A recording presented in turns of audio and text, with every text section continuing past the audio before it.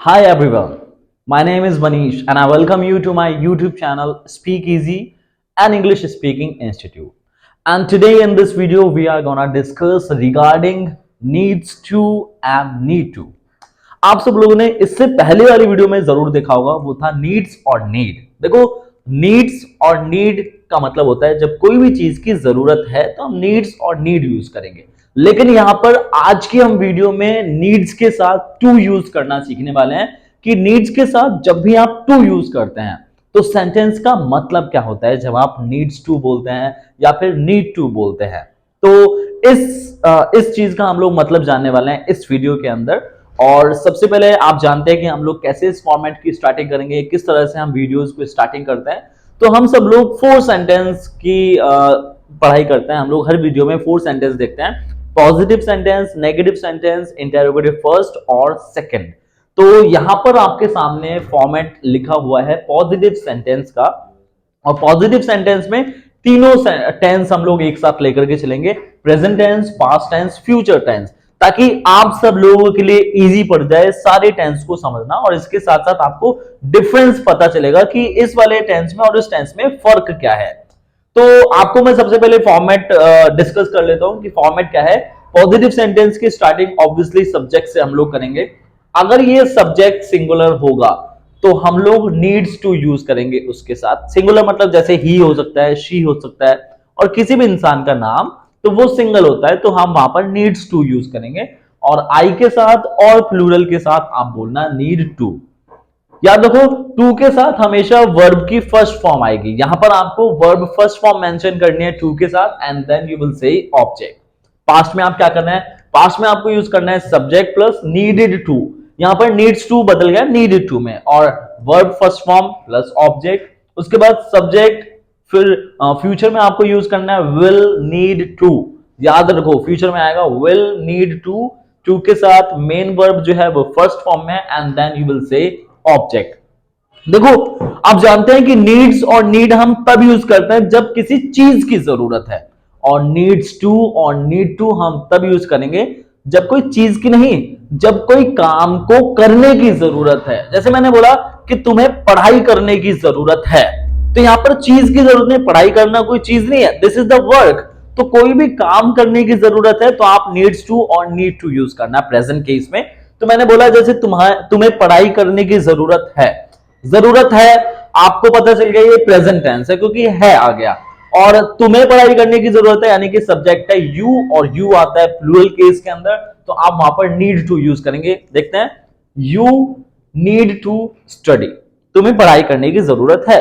इसको पास्ट में सोचो जरा, इसको जैसे हिंदी में पास्ट में चेंज करें, तुम्हें पढ़ाई करने की जरूरत थी, ये हो गया पास्ट टेंस। तो आपको क्या बोलना है, आपको नीडेड टू यूज करना है, बाकी सारी चीजें सेम रख सकते हो। यू नीडेड टू स्टडी, तुम्हें पढ़ाई करने की जरूरत होगी, so you will say you will need to study. एक और एग्जांपल देखते हैं कि पेशेंट को दवाई खरीदने की जरूरत है। अब देखो, काम क्या करने की जरूरत है, खरीदने की, तो यहां पे ऑब्जेक्ट भी है, क्या, दवाई खरीदने की जरूरत है। इसको कैसे करते हैं, patient single person needs to, patient needs to buy medicine, patient को दवाई खरीदने की जरूरत थी, so you will say patient needed to buy medicine. और पेशेंट को दवाइयां खरीदने की जरूरत होगी, होगी मतलब आपको अंदाजा हो गया, होगा तो मतलब फ्यूचर में होता है, so you will say patient will need to buy medicine. और ये है हमारे पॉजिटिव सेंटेंस के एग्जांपल, जहां पर नीड्स टू और नीड टू हम तब यूज करेंगे जब किसी भी इंसान को कोई भी काम करने की जरूरत है। ये तो हो गया पॉजिटिव सेंटेंस। अब आते हैं जब किसी भी इंसान को कोई काम करने की जरूरत ही नहीं है, दैट मीन्स हम बात करते हैं नेगेटिव सेंटेंस की। देखते हैं negative sentence. So guys, let's start negative sentence. और नेगेटिव सेंटेंस में आपको पता है कि भाई नेगेटिव सेंटेंस किस तरह के सेंटेंस होते हैं, जहां पर आप नहीं बोल देते हैं। मैंने बोल दिया नहीं, तो वो हो गया नेगेटिव सेंटेंस का एग्जांपल। यानी कि जब किसी भी इंसान को कोई काम करने की जरूरत है या नहीं है, नहीं है या नहीं थी, या फ्यूचर में उसको कोई भी काम करने की जरूरत नहीं होगी, तो वहां आप नेगेटिव सेंटेंस का यूज करने वाले हैं। और नॉट कभी भी हेल्पिंग वर्ब के बगैर नहीं यूज करते। किसके बगैर नहीं यूज कर सकते, हेल्पिंग वर्ब के बगैर। और प्रेजेंट टेंस में देखो, यहां पर हेल्पिंग वर्ब है डू और डज, डू के साथ नॉट यूज करा, क्या बन गया, डोंट, और डज के साथ नॉट यूज करा, बन गया डजंट। तो डोंट आपको यूज करना है प्लूरल के साथ और आई के साथ, और जब सब्जेक्ट सिंगल पर्सन हो तो आप बोल देना डजंट। लेकिन इन दोनों के साथ आप सिर्फ नीड टू यूज करेंगे, नीड्स नहीं, ओनली नीड टू। फिर मेन वर्ब जो होगी वो first form, and last you will say object. Past में आपके पास हेल्पिंग वर्ब है डिडंट, यानी कि did plus not is equal to didn't. Subject plus didn't, then need to, needed नहीं। पॉजिटिव में नीडेड यूज कर रहे हैं, बट ये पास्ट है और वो भी नेगेटिव सेंटेंस है, तो नेगेटिव में मैंने यहाँ पे डिडंट यूज कर दिया पहले से ही। डिडंट से आपको पता चल गया कि भाई ये नेगेटिव सेंटेंस का एग्जांपल है। तो डिडंट के साथ need two plus verb first form and last में आप ऑब्जेक्ट।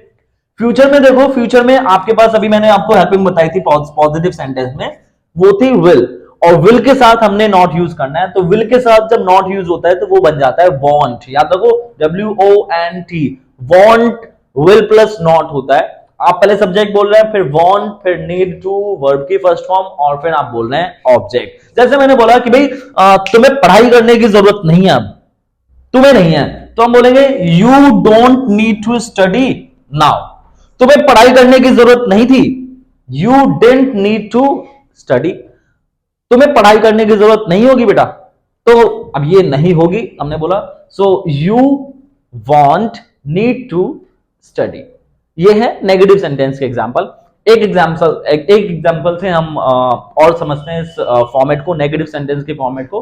मैंने बोला कि भाई होली पर बच्चों को पानी वेस्ट करने की जरूरत नहीं है, बच्चों को वेस्ट करने की जरूरत नहीं है, और बच्चे तो बहुत सारे हैं, बहुत सारे बच्चों को चिल्ड्रन बोलते हैं। चिल्ड्रन के साथ आप डोंट यूज करने वाला है।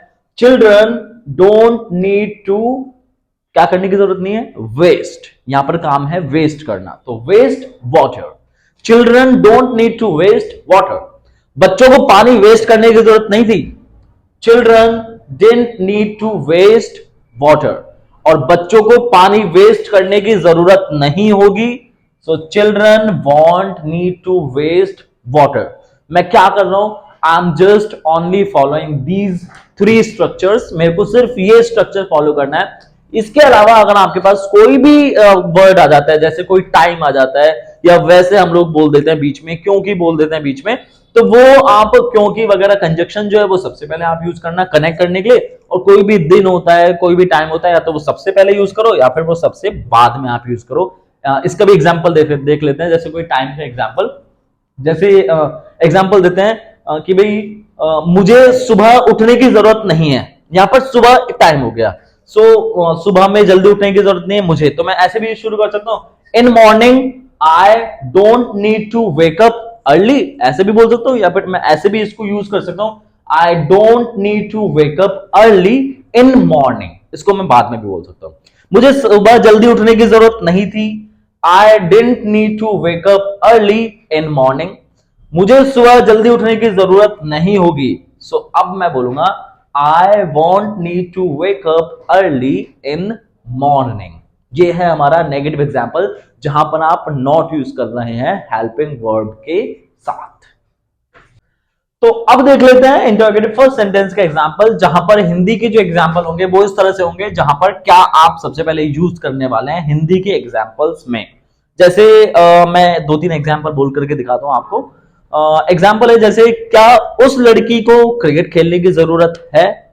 क्या तुम सब लोगों को खाना खाने की जरूरत है? क्या इस बच्चे को स्कूल जाने की जरूरत थी? क्या टीचर को कॉपीज डिस्ट्रीब्यूट करने की जरूरत होगी? क्या टीचर को पैसे कलेक्ट करने की जरूरत होगी? क्या प्रिंसिपल मैम को स्पीच देने की जरूरत होगी? क्या पोस्टमैन को लेटर डिलीवर करने की जरूरत है? तो ये सारे एग्जांपल्स जो है आपने देखा क्या सबसे पहले आ रहा है, और ये हम सवाल पूछते हैं लोगों से, क्योंकि सवाल पूछने को हम लोग इंटेरोगेटिव बोलते हैं। और इंटेरोगेटिव 2 तरीके के होते हैं, फर्स्ट एंड सेकंड। और हम लोग अभी कर रहे हैं फर्स्ट वाले एग्जांपल, जहां सारे एग्जांपल्स में हम क्या को सबसे पहले यूज कर रहे हैं। अब ऐसी सिचुएशन में आप क्या यूज करेंगे? आप व्हाट तो बोल नहीं सकते, व्हाट का मतलब बेशक क्या होता है, लेकिन ये है इंटरोगेटिव फर्स्ट सेकंड का एग्जांपल। आपको यहां पर यूज करना है हेल्पिंग वर्ब सबसे पहले। और प्रेजेंट में बताओ, डू डज है ना हेल्पिंग वर्ब, अभी नेगेटिव में बताया मैंने, तो do does according to subject, वही फॉर्मेट है। सिंगल के साथ डज और प्लूरल और आई के साथ आपने यूज करना है डू। सब्जेक्ट बोलने के बाद नीड टू बोल देना, फिर वर्ब की फर्स्ट फॉर्म और ऑब्जेक्ट। नीड टू नहीं, नीड टू। उसके बाद आपको यूज करना है डिड, और डिड के साथ फिर वही सब्जेक्ट, फिर नीड टू, वर्ब की फर्स्ट फॉर्म एंड लास्ट में बोलना ऑब्जेक्ट। ऑब्जेक्ट कुछ भी हो सकता है, लिविंग थिंग हो सकता है, नॉन लिविंग थिंग भी हो सकता है। उसके बाद आप फ्यूचर में विल यूज करेंगे, then subject plus need to, verb first form and object. हमने एग्जांपल देखते हैं अब इसके एग्जांपल है जैसे क्या टीचर्स को पैसे कलेक्ट करने की जरूरत है। टीचर्स की बात कर रहा हूं, बहुत सारे teachers. So do teachers need to collect, क्या क्या कलेक्ट करने की जरूरत है, मनी। ये हो गया object. So do teachers need to collect money.